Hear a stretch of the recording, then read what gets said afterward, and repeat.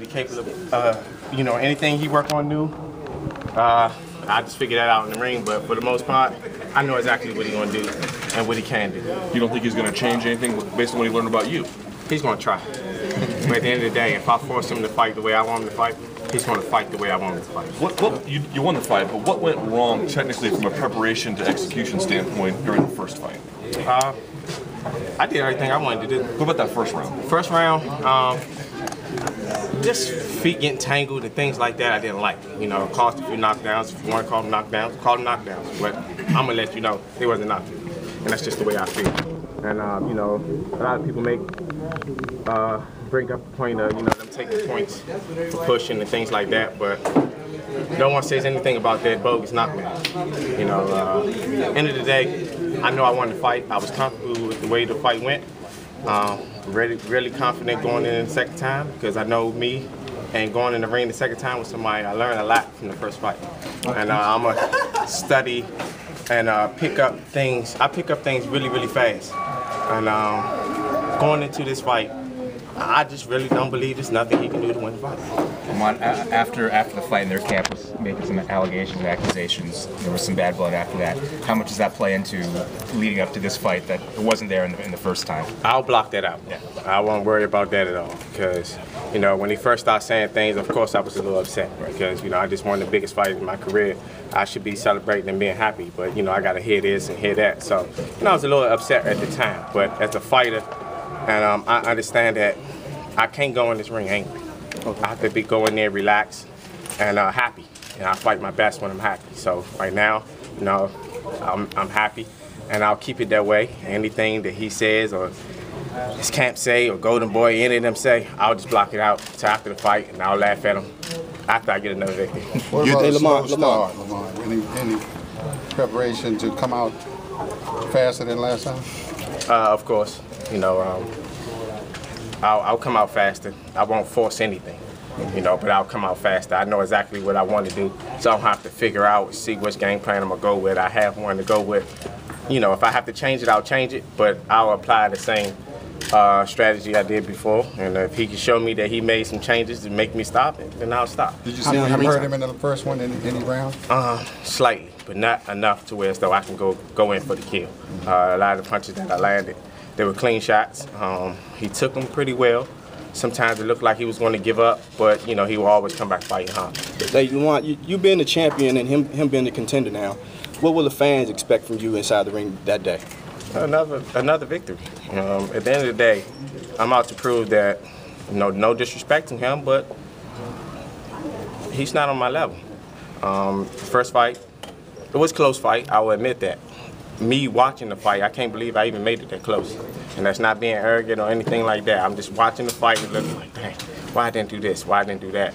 Man, I'm going to do this. Man, I'm going to do that. And I believe this fight will leave no doubt that I'm the better fighter. Yeah, it clearly showed that you put more pressure on him than, I guess he wasn't ready for that kind of pressure that he was wanting. He was wanting to do a more finesse fight like you always fight, and he just wasn't ready for what you had to bring him. So is it pretty much going to be the same this fight coming up?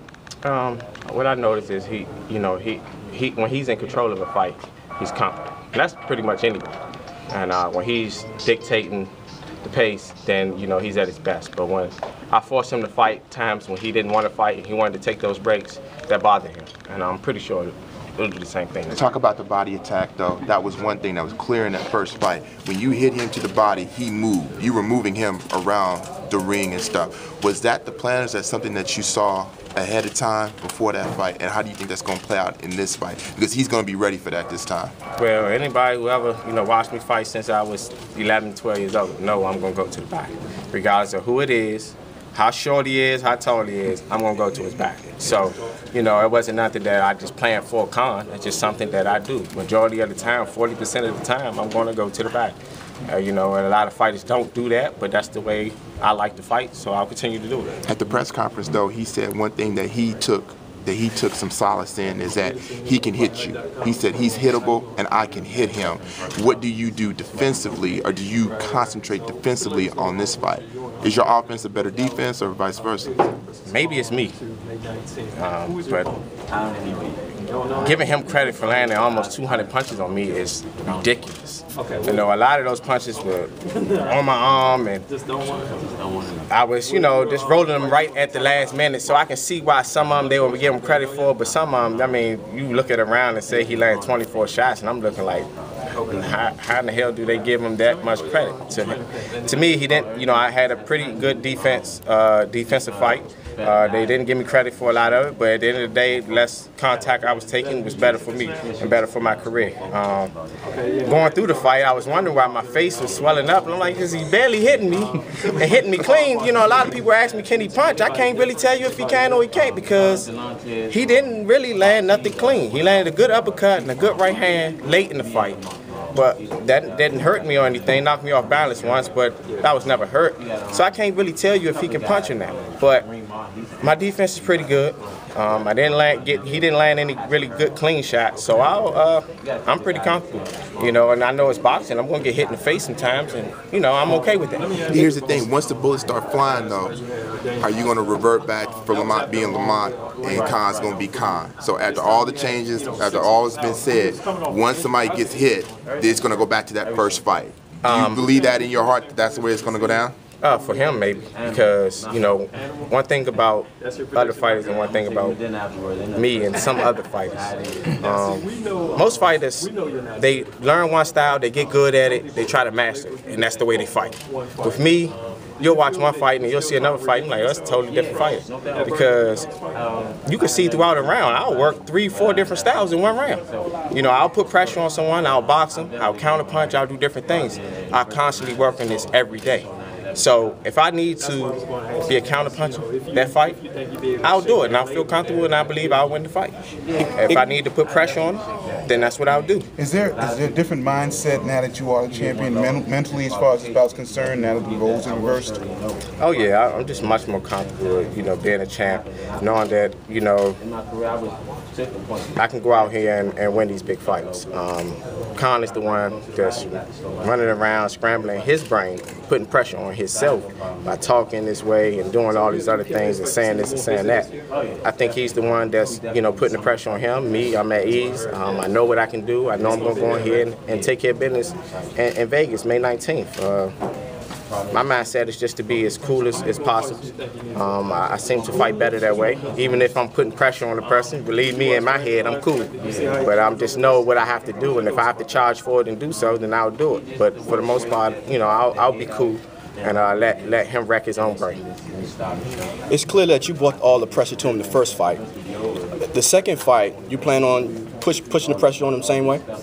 Depends on, you know, what happens when we get in the ring. With me, I like to feel things out, but I won't lie, I will put pressure on him and see how he deal with it, see what new things he's going to bring to the table.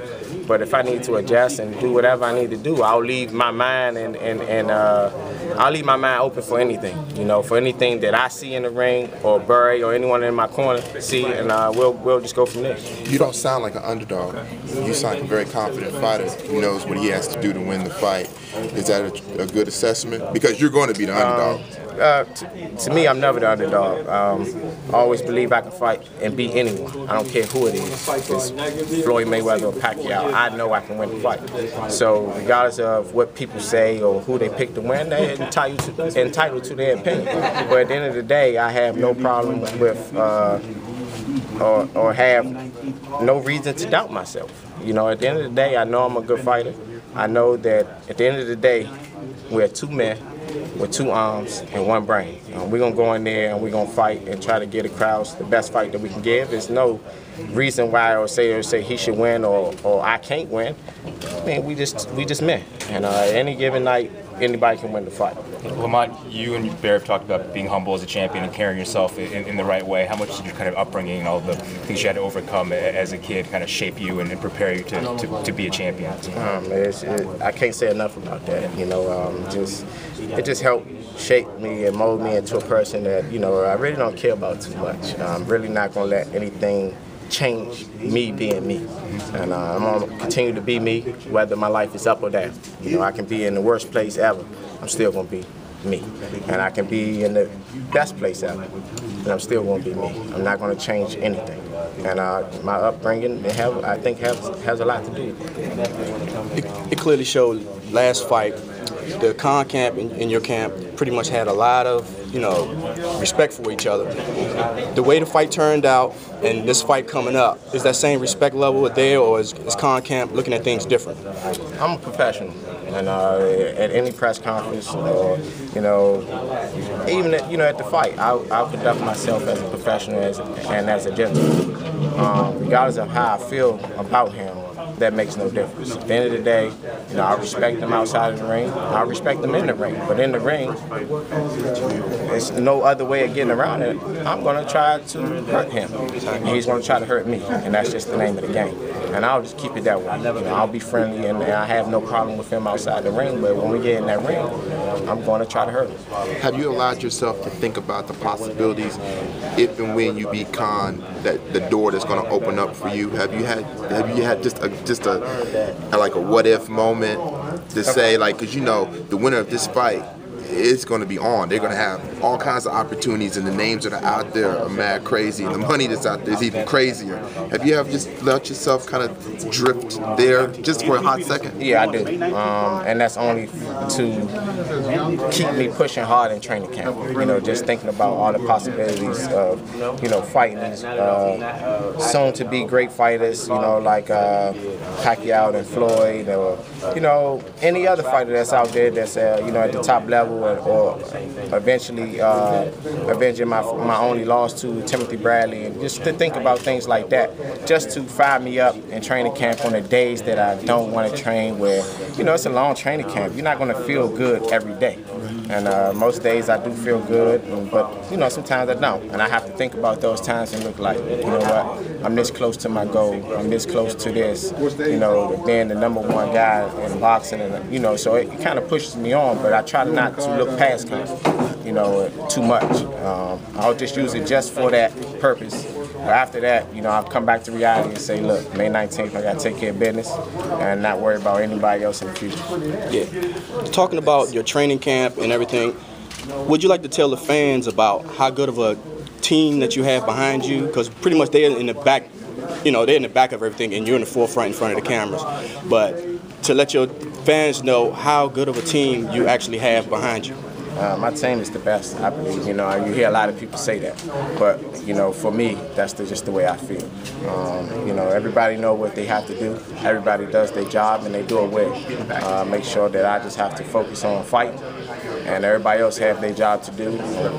We just, we like a family, and it's very important to have that family atmosphere in your camp, and we definitely do have that. And I couldn't wish for better guys to be behind me supporting.